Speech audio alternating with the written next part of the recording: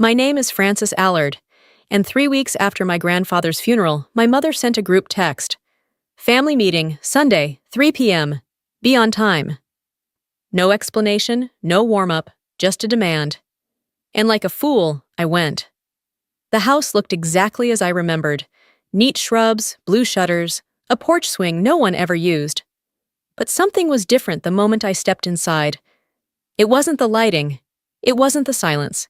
It was the arrangement. My family seated stiffly in the living room, with two strangers in tailored suits already waiting. Frances, my mother said, with that fixed smile she used at church potlucks and school fundraisers. The one that never reached her eyes.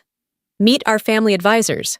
She gestured toward the two men like they were old friends, as if this wasn't an ambush with a dress code. One of them stood to shake my hand. I didn't move. I glanced at my sister Corinne, who stared into her lap like a scolded child, and then at my younger brother Mason, whose eyes were red but dry.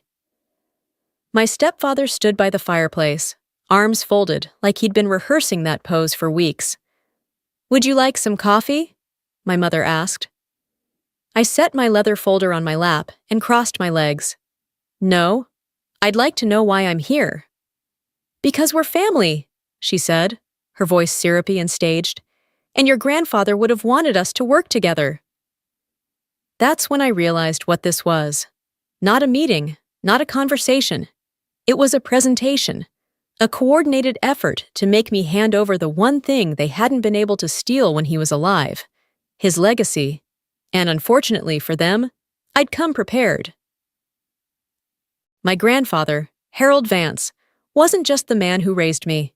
He was the reason I believed in structure, in spreadsheets, in sticking to the promises you make, even when no one's watching. He founded Vance Materials when he was 27, with a rusted pickup truck and a handshake loan from a neighbor. By the time I was born, it was a multi-state supplier of commercial-grade lumber, insulation, and concrete composites. Every contractor within 5 counties knew his name. As a child, while my sister begged for sparkly shoes and Mason played with train sets, I asked to visit the warehouse.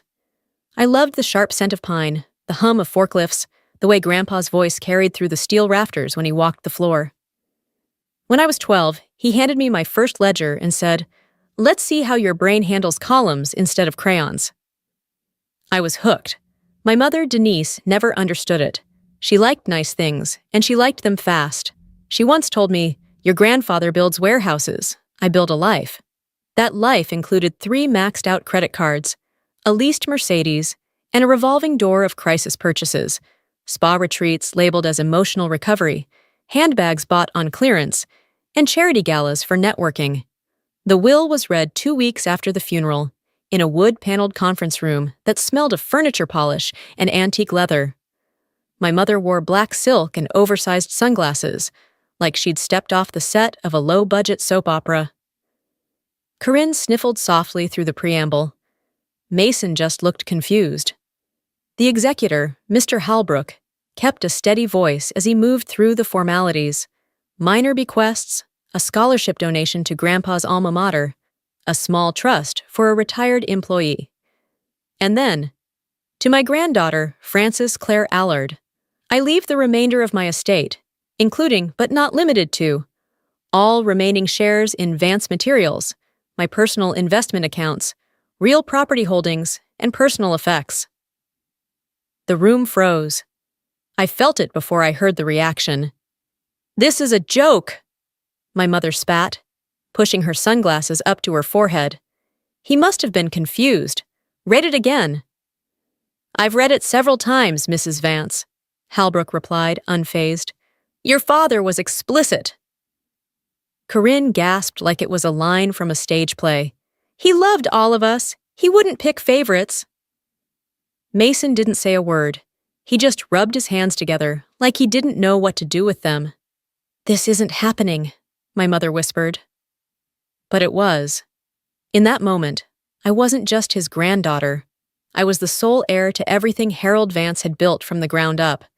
And I wasn't ready. Later that day, in the parking lot, my mother approached me with calm poison in her voice.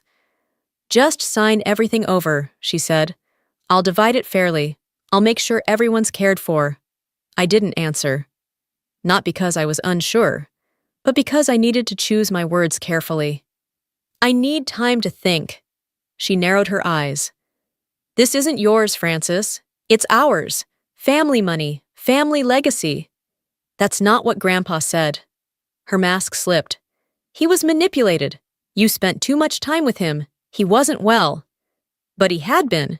He'd updated the will 6 months before his death. Fully lucid, fully intentional. I remembered the day well. He'd sat me down in his study and said, "They're going to hate this. But I built this for someone who understands what it cost me to make it. That person's not your mother." It wasn't a compliment. It was a burden, a responsibility, and it was now mine. The first message came that night. It was from Corinne. "Please don't let this ruin everything. We're still your family." Then my mother. "You'll understand once you have children of your own. Family comes first." Then Mason, a single-word text at 1:43 a.m. Why? By morning, my voicemail was full. Old friends of my mother. Women I hadn't seen since the neighborhood bake sales in middle school. "Francis, I'm heartbroken. Your mother always spoke so highly of you. This is such a disappointment." Disappointment. That word showed up a lot. What they didn't see, what they'd never cared to understand, was what Grandpa and I had actually built together. Not just a business relationship, but a bond forged in mutual respect. I didn't inherit it like a lottery. I earned it, one spreadsheet, one late-night phone call, one warehouse visit at a time. But none of that mattered in the court of family opinion. 2 days later, Mason showed up outside my apartment. No call, just his hunched figure on the lobby security cam, hands jammed in his jacket pockets, looking like a kid who'd forgotten his homework. When I opened the door, he didn't step inside. "I'm not here to argue," he said. "Okay." He glanced up, his eyes bloodshot but focused. "Mom's losing it. She's already calling realtors, says she needs to refinance the house before you freeze the assets." I blinked. "I haven't frozen anything." "She doesn't believe that." "Mason, I just wanted to warn you, she's planning something." Then he left. No hug, no handshake. Just walked back down the hall, like he wasn't sure if he belonged anywhere anymore. I closed the door and stood there, silent. Not sad, not angry, just empty. It was beginning. That night, Liam, my boyfriend, and the only person who hadn't treated me like an ATM with a soul, brought takeout and held my hand while I stared blankly at my rice. "I want you to meet someone," he said gently. "Her name's Angela Dwyer. She's a probate lawyer. Old friend from law school. She's not for a fight, unless you need one. She's for protection." I didn't answer, but I nodded. The next morning, I called Angela. We met in a quiet office above a florist shop. No mahogany desks or intimidating glass walls, just plants, natural light, and someone who listened without interrupting. After hearing everything, she leaned back, fingers steepled. "You're already in the middle of a coordinated pressure campaign," she said. "Classic family guilt tactics, but based on the will and what you've told me, you're on firm legal ground." "I don't want to fight them," I said. "I just want it to stop." "Then we prepare," she said, "just in case. Document every message, every voicemail, every visit, and no signing anything, no matter what they call it." I agreed. It sounded simple. Until the next message arrived. It was a photo, my mother shopping for patio furniture. "Retail therapy through grief," she captioned it. #self-care. That same day, she texted me claiming she couldn't afford her utility bill. And that's when I started printing everything. The formal invitation arrived in the form of a text message from my mother. "Sunday, 3 p.m., house. Let's resolve this. Bring your paperwork." No signature, no emoji, just a time-stamped grenade. Angela didn't like it. "This feels like an ambush," she warned. "It is," I replied. "But I'm not walking in blind." She offered to come. I declined. "I need to face them myself, but I want you waiting nearby." "One text," she said, "and I'll be at the door in 60 seconds. I arrived at exactly 2:59 p.m. The curtains were drawn. The porch smelled faintly of her perfume, which told me she'd been outside earlier, likely rehearsing. She opened the door before I could knock. "Francis," she beamed, hair freshly styled, teeth glinting like a campaign poster. "Right on time." Inside, the living room was arranged like a deposition. Corinne sat on the edge of the couch, spine stiff, hands knotted in her lap, Mason beside her, eyes down. My stepfather hovered near the fireplace like a bouncer. And there they were, two suited men seated in the armchairs usually reserved for family, legal pads, briefcases, wedding bandans on their left hands, smiles too wide. "This is Mr. Hale and Mr. Darnell," my mother said, gesturing grandly. "They've kindly offered to help us untangle this unfortunate misunderstanding." I nodded but didn't offer a handshake. I wasn't here to play polite. Only one chair was open, a high-backed wooden one placed squarely across from them all. Interrogation seating. I sat without a word and laid my leather folder across my lap. "Would you like some coffee?" my mother asked again, still stuck on her desperate illusion of civility. "I'm fine, let's get to it." Mr. Hale cleared his throat. "We're here today because your family is deeply concerned about the strain this has caused. No one wants a prolonged dispute, especially when your grandfather's intention was clearly for the family to stay united." I let the silence stretch. "He wrote a will!" My mother jumped in, her voice honeyed and firm. "And we're not disputing that, sweetheart. But surely you can agree that splitting everything between us would be more harmonious." "Harmony wasn't in the will either." Mr. Darnell opened his briefcase, sliding a stack of documents across the table. "This is a voluntary redistribution agreement. You retain a healthy percentage, 20%. The rest returns to the family, as was always understood." "Understood by whom?" Corinne finally spoke. "Grandpa was sick, Francis. He wasn't thinking clearly. He thought you'd know what to do." "I do know," I said calmly, "which is why I won't be signing that." Mason stirred. "Mom says if we don't sort this now, we might lose the house." "And why is that?" I asked, still calm. "Did someone take out a second mortgage again?" My mother's expression cracked for a split second, before snapping back into place. "Francis, don't do this." Mr. Hale jumped in. "It would be unfortunate if this moved to court. Claims of undue influence could muddy the estate's reputation." There it was. The threat, dressed up in legalese and polished leather. I placed my hand on the folder. "Before I respond, I'd like to clarify one thing." I looked at Craig. "6 months ago, you mentioned to Grandpa's nurse that you'd already put a deposit on a property in Naples. Was that with inheritance money you hadn't yet received?" His mouth opened, then closed. "I have a recording," I continued, "and a paper trail." My mother's smile vanished. I opened the folder and laid out one sheet. A printout from my grandfather's ledger. His handwriting. "Loaned Denise $30,000. She said it was for Mason's college. Heard later it was a crisis cruise." Last time. Then the next. A dated Instagram photo of her sipping champagne aboard a ship. Caption, "Deserved this. #blessed." I looked up at the two advisors. "Still feel like drawing up paperwork today?" They didn't answer, neither did anyone else. My mother stood so suddenly, her chair scraped against the hardwood. "You ungrateful little—" I didn't flinch. I just slid another paper across the table. "May 8th. You told Grandpa Rachel needed emergency dental surgery. He gave you 20 grand. I glanced at Corinne. "You were in Scottsdale that weekend. Spa package, right?" I remember the monogrammed robe. Corinne went pale. Craig cursed under his breath. "Francis, this is low, digging through a dead man's notes to twist his memory against his own family." "He wasn't confused," I said. "He was exhausted, and he kept records because he knew this would happen." I reached for the last item in my folder. A sealed envelope, slightly worn, addressed in my grandfather's looping script, for Francis. If they come for it. I didn't open it. I didn't need to. But the two men in suits were already shifting in their chairs, the confidence draining from their posture. Mr. Hale adjusted his tie. "Miss Allard, we were told this would be a cooperative conversation." "It was never going to be that." And you're not legal counsel, are you? Just pressure brokers. I turned to my mother. You didn't tell them I already retained a real lawyer, did you? She's in a car outside.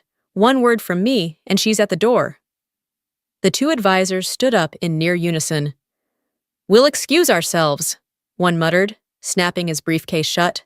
Mrs. Vance, we were unaware of any pending counsel representation. My mother's expression turned to stone. This isn't over, she hissed. Actually, I said, standing, it is. I gathered my documents, slow and deliberate. I'm not signing anything. I won't enable your spending, and I won't let you rewrite the past just because the present no longer suits you. You owe us. I owe Grandpa. That's who I'm honoring. Then Mason stood. Everyone froze, even Craig. I didn't know, Mason said quietly, about the cruise or the spa, or that you used my name to take money from him. He looked at Mom. You said Francis was selfish, but you lied. About everything. Mason, sit down, she snapped. No. The word hit like a bell. He turned to me. Can I come with you? I nodded. Let's go. Craig stepped forward, chest puffed. You little... I raised my phone. This conversation's been recorded. He stopped cold. We left in silence, passing the stunned faces of a family that had always assumed I'd bend. Not this time. Angela was already out of her car when we stepped onto the driveway. You okay? She asked, eyeing Mason. He's with me, I said. And we're done here. Behind us, the door slammed so hard the porch light flickered. But for once, I didn't look back. Mason didn't speak much on the ride back. He sat in the passenger seat, staring straight ahead, his fingers occasionally tightening around the seatbelt. When we reached my apartment, he followed me inside without asking if he could stay. He already knew. You're on the couch, I said. It folds out. Sheets are clean. He nodded. Thanks. We didn't talk about what happened. Not that night. We just sat in the quiet. I made tea. He drank it. I scrolled through emails. He stared at the ceiling. The silence wasn't heavy. It was healing. By morning, I had a plan. I returned to Grandpa's house, the one I now legally owned, but hadn't touched since the funeral. I unlocked the front door, the air stale with memory and dust. I went straight to his study. The smell of old paper, cedar, and coffee grounds still lingered. His desk was exactly as he left it. I opened the center drawer and found the journal. Flipping through its pages, I saw everything. Dates, numbers, names, annotations in his sharp, unfussy handwriting. And a new note I'd missed the first time, scribbled in the margin near the back. Francis has what Denise never learned, restraint, clarity. If she chooses to lead, this business may survive me. If she chooses to love, it may outlive us both. I sat there a long time, just breathing. That afternoon, I met Angela for lunch and showed her the journal. She helped me file it as supplementary evidence with the probate court, sealing any loophole that might be exploited later. We also drafted the paperwork for a small educational trust in Mason's name, just enough to support his degree without tying him to anyone's leash. Angela nodded as I signed it. This is clean, fair, generous. When I got home that evening, Mason was reading one of Grandpa's old trade magazines on the couch. You know, I said, leaning on the doorframe, he always wanted to expand the business into green materials. Eco-lumber, thermal concrete, but the board wouldn't move fast enough. Mason looked up. I remember. He used to rant about it during dinner. I smiled. What would you say to an internship? Real work, no shortcuts. He blinked. Are you serious? Completely. A slow smile spread across his face. Relief, hope, maybe a trace of pride. Then yeah, he said. I'd like that. We clinked mugs of cold tea in silent agreement. It wasn't the kind of legacy my mother wanted. It was better.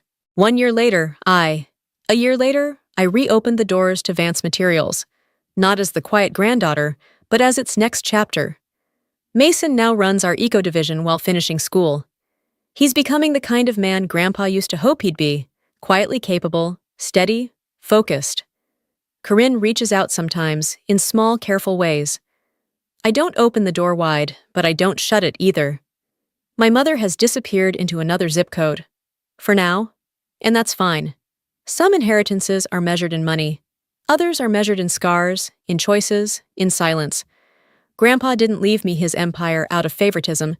He left it because I was the only one who wouldn't burn it to the ground. In his journal, he once wrote, "Frances won't always be loved for doing what's right, but she'll sleep at night." He was right, I do. The wealth he gave me wasn't in stocks or property. It was in clarity, boundaries, strength. And in the end, I didn't just carry his legacy, I built my own.